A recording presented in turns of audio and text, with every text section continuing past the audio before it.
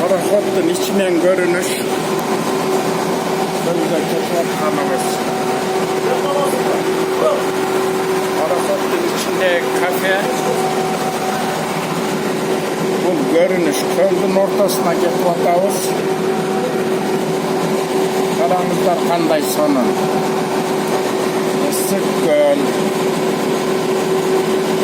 Bugün ikinci yolu düşüyoruz. Bir iştegen üniversiteler olgan Bosteriden kalış degen bizge belek kılıp verdi paraxotda şu algıladı. Kalışka çoğun rahmat.